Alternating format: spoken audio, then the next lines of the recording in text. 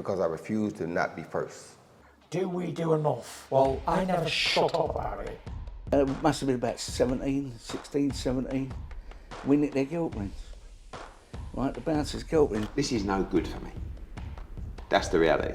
If you want the honest truth, and I see it every day. This is Colin McGuigan for IFL TV, proudly sponsored by Everlast. Eduardinho, Sonny Edwards, BAM, Yes. announced yesterday. You haven't given us a venue yet. Yesterday. Oh no, Announced well, today. this morning. Sorry, time difference thing. Yeah. Not time difference. It was an hour ago, Cole. That wasn't an hour ago, Yes, it was it? It was 11. Okay, an hour and a half ago. Oh, right, okay. Oh, yeah. Give us a bit of an idea in the venue. US or UK? Yeah, US, West Coast. Didn't want to do it in San Antonio. You know, there's got to be some kind of, neutrality in terms of both fighters of a similar profile and magnitude. Unbelievable fight. You know, for me, one of the best fights in boxing today. Massive respect to Sonny, massive respect to Jesse. We're trying to announce that entire DAZN slate from August to December. And that's the reason we haven't given you all the details yet for that. But I wanted to announce because someone else is going to announce it. So just a brilliant fight. Respect to both. Huge fight. That entire DAZN announcement, when can we expect that to kind of land? I don't. You guys always ask me when, and I end up saying it 2 weeks, 3 weeks. It's impossible to say. Listen, we're very, the AJ stuff. Hopefully, can announce this weekend, early next week. We've got August 19th to announce. We've got September that we're looking at. Already got locked dates in. We've got October. We've got Joe Caldina.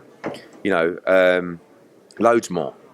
Katie Taylor against Chantel Cameron. Hopefully Lee Wood against Josh Warrington. So all these things have got to come together. It's really difficult, and it's never really been done before, particularly in the UK, to announce that slate for like 4 or 5 months. I love to do it because it gives DAZN subscribers particularly the confidence to say, wow, look at what I've got for part of my subscription. I think that's important for that kind of service. So that's what we intend to do, and hopefully we can do that. The 2nd of September was a date that was started in the UK. Where's that going to land? Potentially Manchester, but that date may move to America, subject to what happens with AJ, subject to what happens with Wood Warrington, subject to what happens with Taylor Cameron, subject when Joe Caldina goes. Lots to plan. Wood Warrington, where are we at with that? Obviously the mandatory situation. Have you spoke any further about that? There's a very messy legal situation between Komatov's representatives that's causing a bit of a mess behind the scenes, but we're going to talk to them this week. We want to make Wood Warrington. The WBA know that's a massive fight. It's really all on Nottingham Forest in terms of the venue. Like, we're ready to proceed with Nottingham Forest. It's just on the club. If they want to do it, it's happening, and it'll be historic. It'll be wonderful. But if not, we'll have to look at alternative venues. We still want to make the fight. Where's Sandy Ryan, Jessica McCaskill going to land? Is that going to be in the UK? That could be in the UK. It could also land on the Dimitri Bivol card in America that we're working on at the moment. And yeah, so Sandy Ryan against Jessica McCaskill, terms have been agreed for that fight. Big unification clash. UK or America to be announced. That leads me on to my next question. Bivol in America. Dan Aziz, possible opponent? I like the fight. I mean, we've been negotiating with Dan Aziz last couple of days. Frank Smith's been talking to him non-stop. Obviously, he's been offered an eliminator, but he can go straight into the world title if he wants. Money's got to be right for him. Great opportunity. I would like to see Bivol fight a Brit, and I think, Dan Aziz, although he hasn't beat any world-class opposition as tough as nails, I think it's a great story. I like the yard fight as well, but that comes with different hurdles. But we'll see. Where in the US would that land? Vegas, possibly? Yeah, possibly Chicago, New York. Dimitri's obviously established himself as a big name worldwide now. Another one I want to speak to you about. Beatrice Ferreira is on the card next week in Sheffield. Yeah.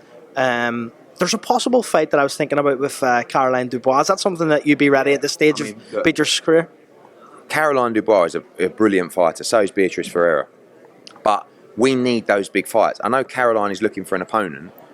Beatrice Ferreira is willing to move up in weight to fight Caroline Dubois. She's a super featherweight. She'll fight at lightweight to fight Caroline. It's a brilliant fight. It's probably one of the best fights in boxing, all action. Like, Beatrice punches so hard, so does Caroline. And we're not, it's different with Caroline. You can build her, although she wants to be let off the leash. But with Beatrice, she's just saying, just give me the biggest fights.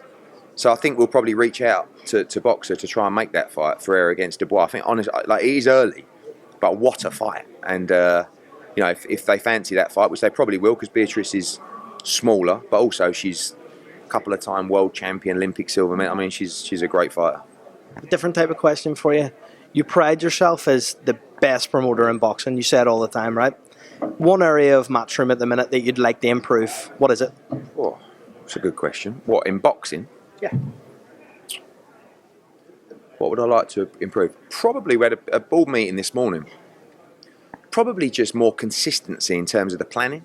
It's very difficult, you know, sometimes you're trying to announce shows, do press conferences to announce the show, but you've got to fight that week in another country and you couldn't do it then. And so it's probably giving the shows a little bit more attention to detail and probably some advanced planning. That's why I love this model. Like, you know, Sonny against Bam, probably going to land end of November, December. We've got 5 months till that fight. You know, we can have a media tour. We can do one in San Antonio, one in London, you know, and then we can really build those fights, build the narrative, because that's when you're going to get the big events, when you get a chance to actually build it. So probably more effective time planning. Chisora and Ngannou, you spoke about in the MMA yesterday. Has that landed you in a bit of trouble? Yeah, Del Boy phoned me out. I spoke to Francis last night as well. Look, that fight was, all I said was that fight was originally discussed as a great part of the Saudi card. So I think Francis Ngannou's got his views in terms of his valuation. He's a big name, but I don't think that fight is likely for December, as Del Boy told me last night. Thomas Hauser's here. Will you stick it on him?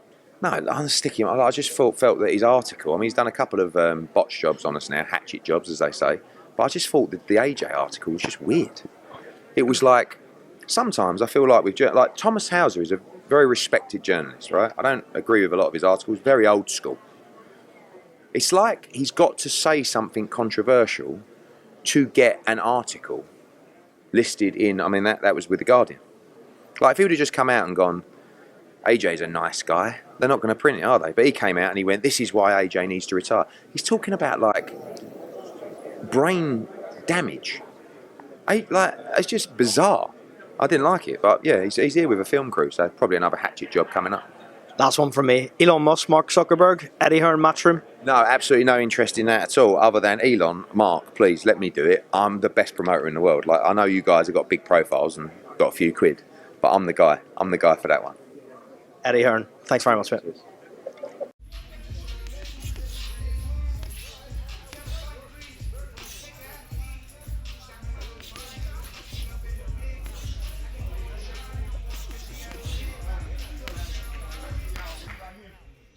Because I refuse to not be first.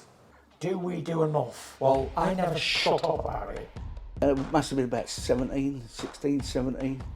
We nicked their guilt rings. Right, the bouncer's guilt ring. This is no good for me. That's the reality. If you want the honest truth, and I see it every day,